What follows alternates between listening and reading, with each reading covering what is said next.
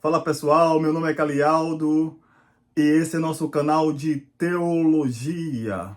Desde já eu peço a você que se inscreva no canal, ative o sininho, compartilhe com seus amigos e amigas e vamos nessa. Hoje o nosso assunto é sobre os livros apócrifos do Antigo Testamento. Então, vamos nessa, aprender mais um pouco sobre a história e a importância desses livros para nós ainda hoje.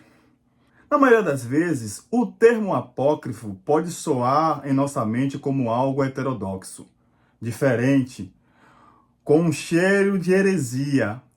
Talvez a primeira reação que temos em relação a esses livros seja de distância e um certo receio de lê-los. Isso acontece muito.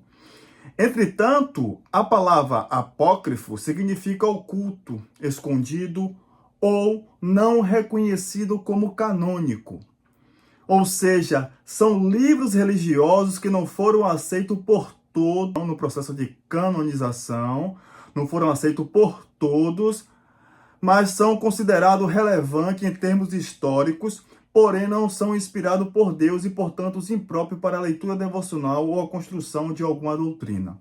Esses livros foram escritos aproximadamente entre 300 a.C. a 100 d.C. Ele pertence ao período chamado de período intertestamentário, tempo entre o Antigo e o Novo Testamento. A maioria desses livros foi escrito em grego e aparece na tradução grega chamada de Septuaginta, muito usada pelos judeus que viviam fora de Israel, a saber, na diáspora. E também pelos primeiros cristãos, principalmente Paulo, os discípulos, usaram bastante a Septuaginta. Agora, a pergunta que não quer calar: quais são os principais livros apócrifos do Antigo Testamento? Então são esses: Tobias, o livro de Judite, Sabedoria de Salomão, Eclesiástico, não é Eclesiastes, ou também chamado de Siracida, Baruque, 1 Macabeus, 2 Macabeus e também além dos acréscimos de Esté e o livro de Daniel. Esses livros fazem parte da Bíblia Católica, que possui cerca de 73 livros, 7 livros a mais do que a Bíblia Protestante. Mas não fazem parte da Bíblia Hebraica, nem da maioria das Bíblias Protestantes. Os livros apócrifos foram escritos por judeus que habitavam tanto na própria terra de Israel, na Palestina, como por aqueles espalhados pelas diásporas, na Antioquia, na Síria, Alexandria, no Egito e também na Pérsia.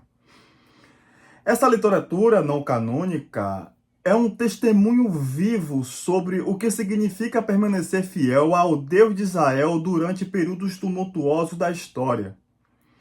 Em um mundo onde a influência grega estava corroendo as bases da fé e da própria nacionalidade dos judeus, os apócrifos revelam como os judeus responderam aos desafios impostos pelo seu tempo, no sentido de se manter fiéis à sua tradição e também à Torá.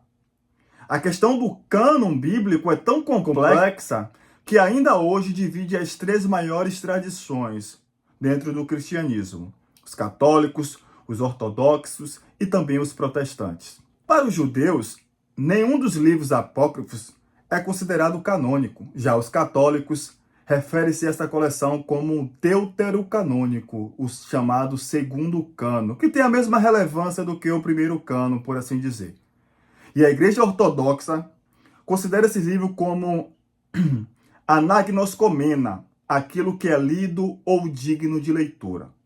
Na Bíblia Católica e Ortodoxa, esses livros estão espalhados entre os livros do Antigo Testamento ou encontrados em alguns capítulos adicionais de livros canônicos.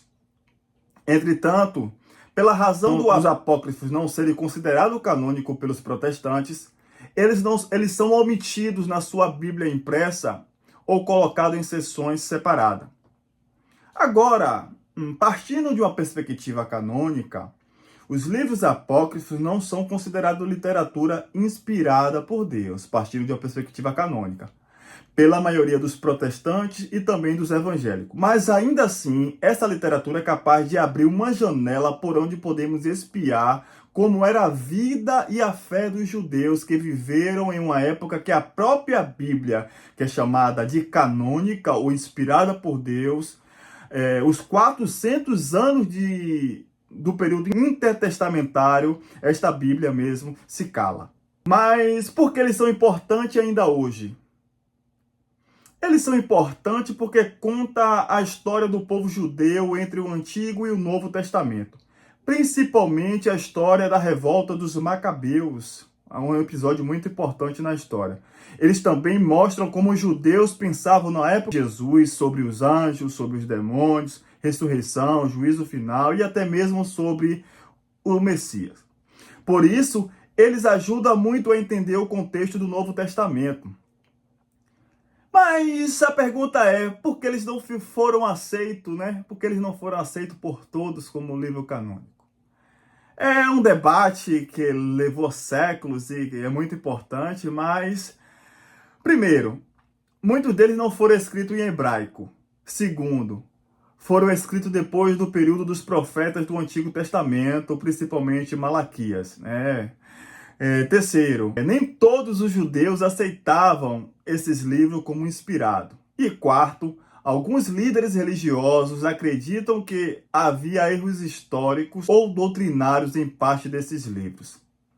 Mas e aí, Cali? Você falou. Leio ou não leio? Fiquei na dúvida. E a minha resposta para vocês é: leiam sim, claro que sim. E eu cito aqui Jerônimo. Jerônimo disse: a igreja deve ler para exemplo de vida, instrução, de costume, mas não para formular doutrinas. Então, devemos ler para conhecer a história que antecede a vinda do Messias. Ler esses livros é importante para entender qual é o contexto histórico que Jesus nasce, qual é esse mundo que Jesus nasce, qual é esse mundo que foi preparado ali, né, para receber esse Messias, né? Qual é esse judaísmo do segundo templo, né? O que pensam, que movimento é esse chamado saduceus? Quem são os saduceus? Quem são os herodianos? Quem são os essênios, né? Quais são as expectativas messiânicas da época de Jesus? Então, se a gente não lê, principalmente Macabeus, primeiro Macabeus, segundo Macabeus, algumas coisas ficam muito soltas, né? Então, é importante ler esses livros para que você, ao ler o Novo Testamento, você consiga compreender as questões que estão acontecendo ali em torno do movimento de Jesus.